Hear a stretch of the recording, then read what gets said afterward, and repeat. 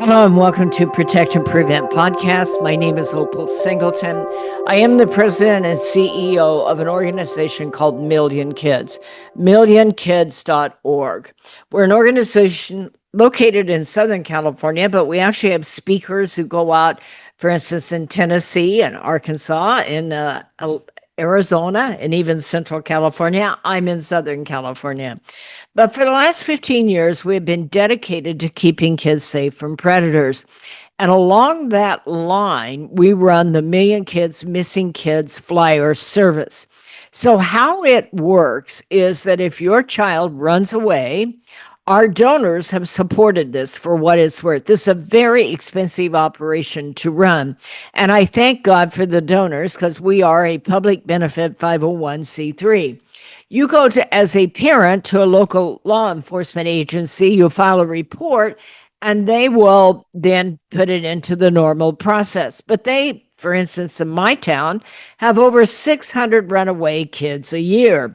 In fact, according to NCMEC, or the National Runaway Safe Line, they received over 200,000 reports just in 2022. So this is a scary business because a parent goes down to the police department, they fill out the form, and then what? They go home and they pray. They try to create flyers. They put them up where they can. They call friends and they pray. And it is just one of the most extraordinarily painful experiences you can ever have. And so we developed about a little over 10, 12 years ago, Million Kids Missing Kids. We have to have a police report number, but you go online at millionkids.org, you fill out the form, we will create the flyer and send it out to thousands and thousands of people. Now, we want you to know that service is available for free because other people donate. The other thing that you can do, though, is get those flyers and share them with your church, share them with your seroptimist or sorority or whatever you belong to, and help them get the word out so that these parents can get the word out about finding their children. One of the reasons I wanted to do the podcast today about talking with your teen about running away from home is because of the tragic case that we were a little bit involved in. And that is the case of Celeste Hernandez. And the link is on the promotion for this. If you don't know, Celeste was a 14-year-old girl who turned up missing. Her parents contacted us. They're in Southern California. They only spoke Spanish, so we got it translated for them. They filled out our forms, and we sent out thousands and thousands of flyers for Celeste Hernandez. Unfortunately, recently, her body was found in the trunk of a car of some singer named David Anthony Burke. And you don't want me to get started on that. That is just a horrendously devastating case, and my heart bleeds for the Hernandez family. It just ended very, very, very tragically. However, the reason that I am doing this podcast and mentioning that is that I know that too many kids run away. And that is one of the ways that we can maybe help you in having an important discussion with teenagers about running away from home.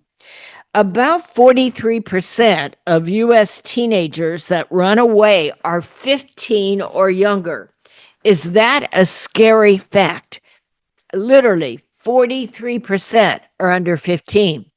Now, that brings me to thinking about the life event years. But before we talk about life event years, I want to give you some more statistics. Females are more than half of the runaways that call the hotline, okay? One of the leading reasons for running away is family conflict, 53% of the runaway cases. In about 35% of the cases, some sort of physical abuse has preceded the runaway. 22% sexual abuse is involved in it.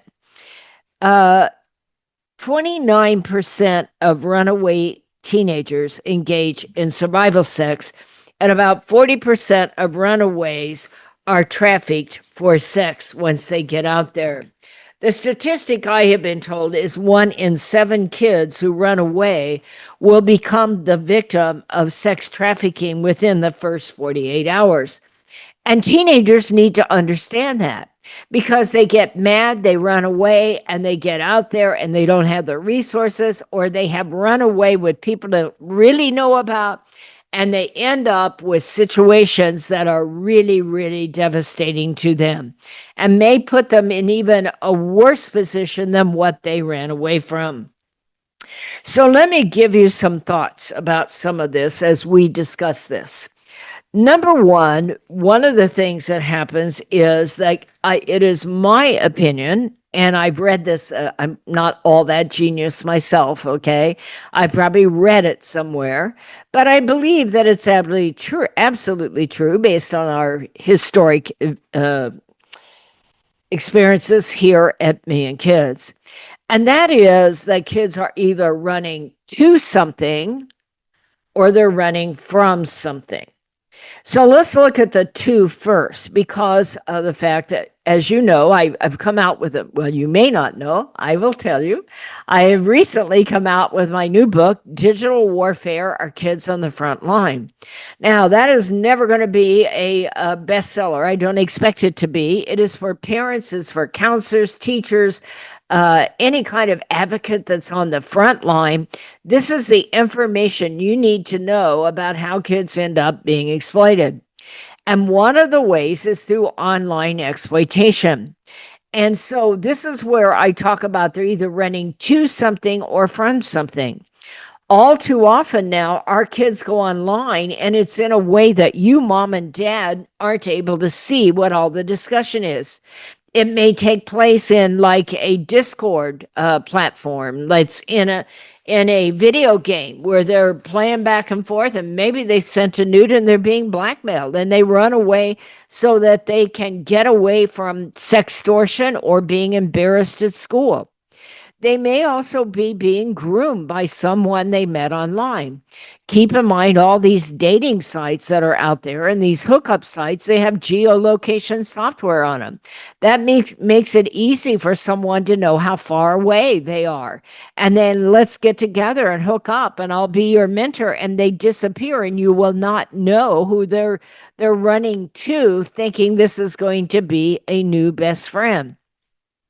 So they can be running to something, somebody they met on a dating site or somebody they received have been groomed by and fell in love with. And like that, they can run to something, but they can also be running away from something.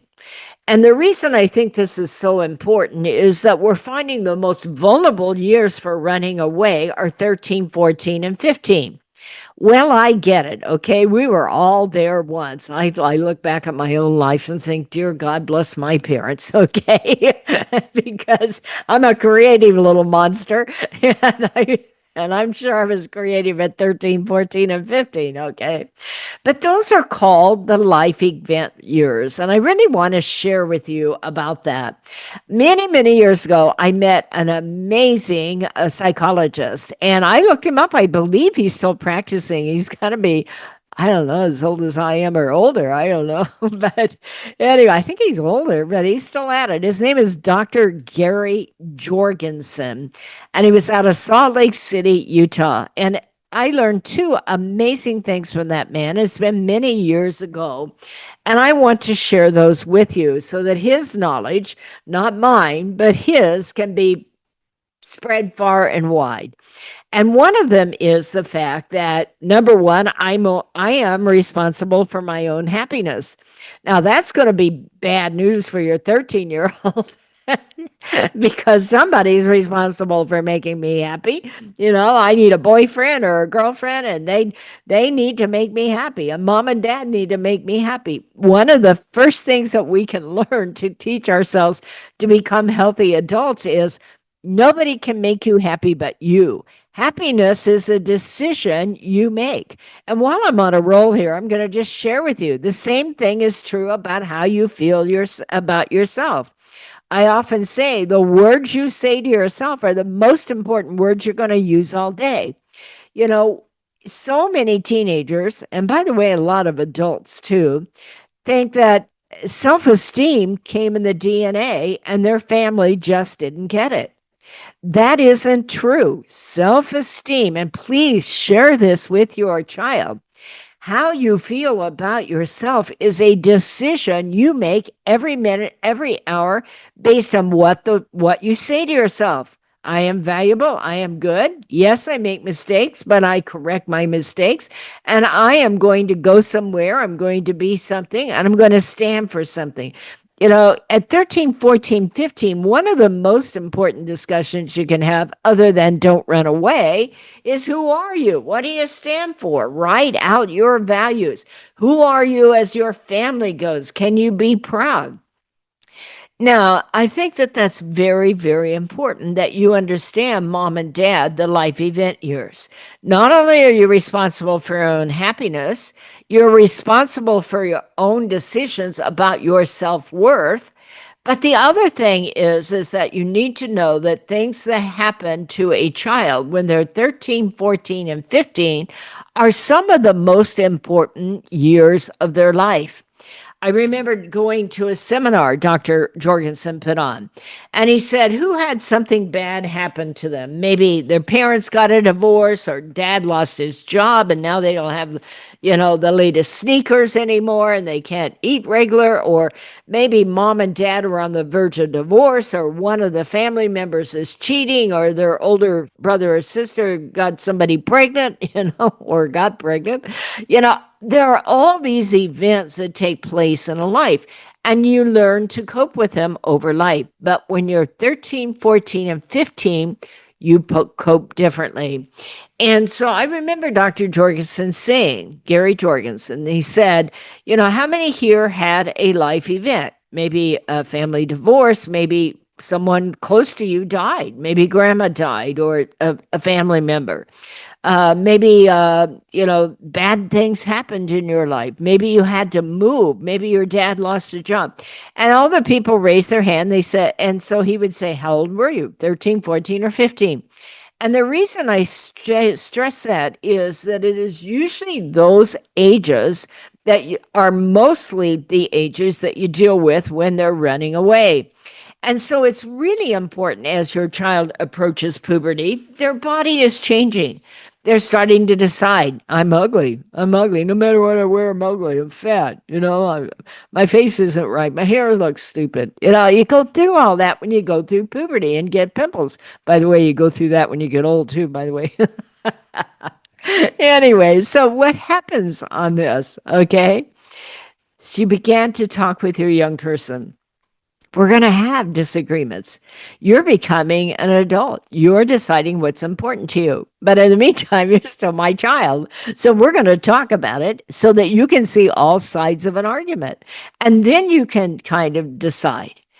But it's important, mom and dad, that if they're running from something, and especially if they're 13, 14, or 15, that you understand that whatever is going on in your household that they are standing against is highly magnified to someone who is their age.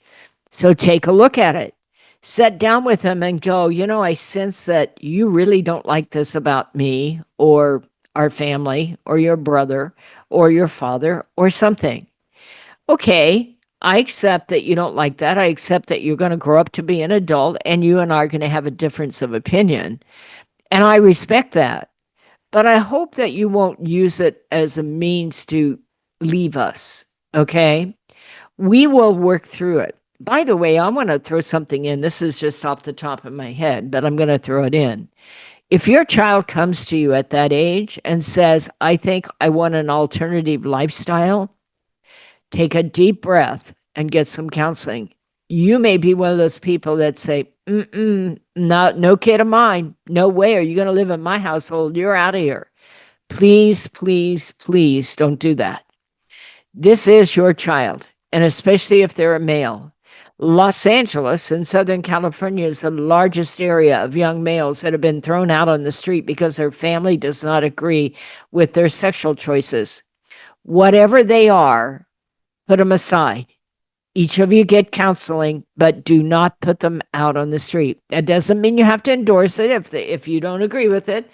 But my point is that your child is a human being, and nobody deserves to go through what those kids go through out on the street because someone threw them out at a young age. I know families who say, if you do that, you're not living in my household, whatever that is. It can be anything, it might not be sexual, it can be anything. Now, there is nothing wrong with laying out parameters. We don't do weed. We don't do drugs. We don't get drunk in this household. We have rules that we live by because we think that's going to make us a better person and you a better person. And when you get to be old enough to be an adult, you can make those rules. But right now, the rules we make are in your best interest. However, if you have something that is just so difficult for you that you think you can't live in this household, can we talk about it? Or can I get counseling for you to talk to someone else about how to work through that? That is so important. Understanding those life event years, mom and dad, is very, very important. A lot of it, I think, is that you need to have open communication. Your child is becoming an adult, and that is not an easy thing. They are making poor choices, and you see it. They are being very, very rebellious, or they're skipping school, they won't go to school, or they're stealing, or they're smoking pot. I mean, that does not mean you give up all of your values. Absolutely not. But it also doesn't mean that you have just a block wall where you have no communication. To understand and sit down and say, I see you grappling with this, and I can appreciate that you and us are going to take a different route on this subject. And you have my permission to do that as you become an adult. And you can plan for it right now, but I hope you don't leave.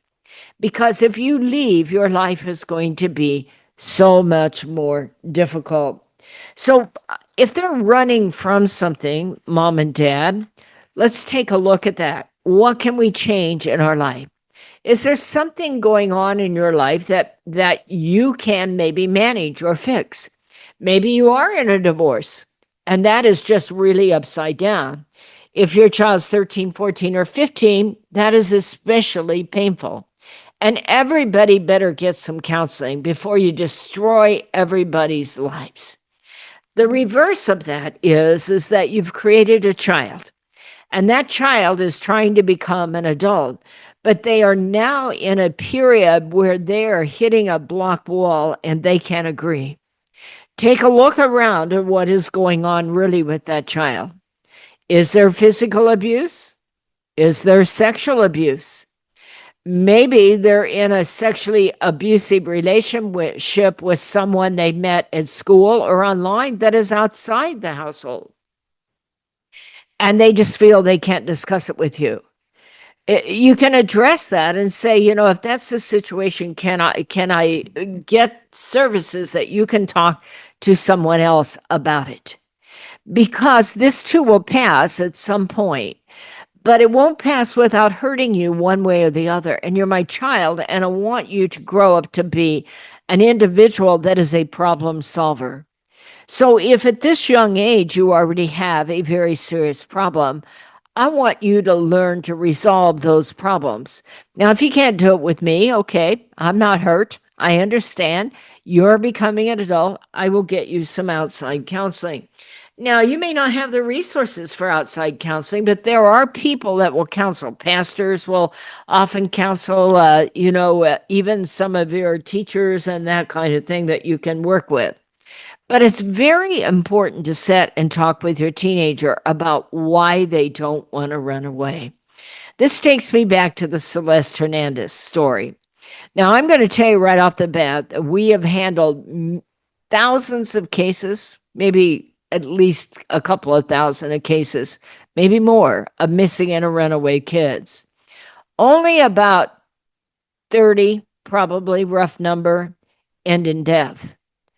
A lot more of them end in kids living on the street. being violated day in, day out, and not being able to get assistance. So, the most important thing that you can do here, you may not be able to stop everything. You may not. But if you see the dynamics taking place in your household with a young person that is starting to rebel and go out, whether they're running to something, if they're running to something, certainly it is up to you to understand what they're running to and discuss the most important way to assist in that. Are they infatuated? Are they in love? Are they unrealistic? Are they dealing with mental illness? Are they dealing with depression? Are they doing drugs? Are they into something that is extremely dangerous? And if that is the case, you're going to have to take the hard decisions. I can't spare you from. But if it's just a case that your child is becoming 13, 14, and 15, and they don't like what they're seeing in their household, or they want to choose to do it differently, that is an important discussion to have with your child, okay? What are those emotional things that are affecting your child in those life event years? What is it that you can talk about? What is it that you can give them some room? Now, that doesn't mean you throw out all the rule books. Nope, it doesn't mean that. Doesn't mean that you don't monitor your child's behavior. Doesn't mean that at all. I hope that you never quit, at least at 13, 14, and 15, understanding what's going on online. There are some really serious groups that can reach your child now. There are terrorist groups that can teach your child to cut or to self-harm. By the way, if you have a child that's into self-harm and self-denigration, they immediately need to get some interception. Reach out, get them some professional help. Why are they doing that? What are they doing? Who is influencing it? Are they rebelling or are they following somebody's instruction? All of those are questions that need to be asked. But in the meantime, I'm going to ask you to take a look. You know your child better than anybody else, and certainly better than I, because I've never met them, or even if I have met them, you're the parent. You're the one that knows. But I want you to think about what is behind running away. Are they running to, or are they running from? If they're running to, then intercession maybe needs to happen sooner than later. It's probably not going to fix itself. And what they're running to needs very quick intervention and probably some professional intervention. If they're running from, then have that important discussion. What are you running from? Tell me who you are and what you stand for. You're telling me that you don't like some of these things. Do you know that's perfectly healthy for a 13, 14, and 15-year-old kid? Because you're becoming an adult. You're starting to define what you like and what you don't like. And there are going to be things about me you don't like. Hard to believe. I'm very lovable. However, there will be things about me you don't like, or your dad or your mom, your grandma, your grandpa, your older brother and sister, or maybe something that is happening out there that you take offense to. But you know what? Whatever it is, let's talk. I want to hear your point of view. I am not here to shut you down. Now, that doesn't mean we don't have rules. I'm still the mom or the dad, and it's still my household, and we're doing the best we can to set an example. But we're willing to look now that you're becoming an adult. We respect that. We want to hear your thoughts and opinions. By the way, mom and dad, this is ever so important because of artificial intelligence. There are so many people telling your child what to believe, and you, by the way, mom and dad, so pay attention and set your own values. But talk about values as a family, who you are, what you stand for, and what is right. Now, if there's something wrong in your household, find a way to fix it or remove your child from having to experience it, especially if it's damaging or harmful. If it's particularly negative, then sit down and discuss that with your kid and say, I see that that's painful for you. and that maybe you don't want to have to go to grandma's house for the weekend. Maybe you don't want to have to go stay with your dad or your mom, or maybe you don't want this other person in your life. Let's find some solutions, because you are becoming an adult, and I respect that. I can't promise you I can fix everything, but I'll hear your thoughts on it, and I hope we can continue to share, so that this is your home. I value your opinion, and that you never ever have to run away to get our attention, or to get even, or out of frustration. And I hope you never ever get in a relationship that you have to run away from us to have, because we want healthy relationships for you. And whoever your relationship is, I hope you trust us enough to share them, so that we can make that a healthy relationship, if possible, with you, or at least give you what we think of as the warning signs. Bottom line is, you're very important to me, and I would do everything in the world not to lose you. But I also want you to grow up to be the fine young person I see you becoming. I'm proud of you. I believe in you, and I am here for you. Mom and Dad, these are tough times. These are difficult situations. I hope this discussion, it's not a do all and be all. I'm not a miracle worker any more than you are, but I want to give you a perspective to think out. And I hope it has been helpful. If it's been helpful, I hope you will share it with others. And I hope that you will follow millionkids.org. Millionkids.org. Go on, sign up. We have all kinds of social media. We have Facebook, Instagram. We even have a private Facebook page if you want to get all the private insights. And I also want to take this time to thank all of our donors that have supported the Million Kids Missing Kids hotlines. They're not hotlines. I keep saying that. They are a reporting service. They are sending out those tens of thousands of flyers. You go to your police department for the hotline. I want to make that clear. And then contact us, and we will help families put out that flyer. Our hearts go out to Mr. and Mrs. Hernandez and the loss of Celeste. She looked like a brilliant young lady, and it is absolutely a tragedy. But I thank each and every one of you that listen to this podcast, and that you share it with everyone you know. And I want to thank all the people that send money to millionkids.org and support this business and support our work, so that we can help find missing and runaway children. Thank you for joining the podcast. I'll see you next time.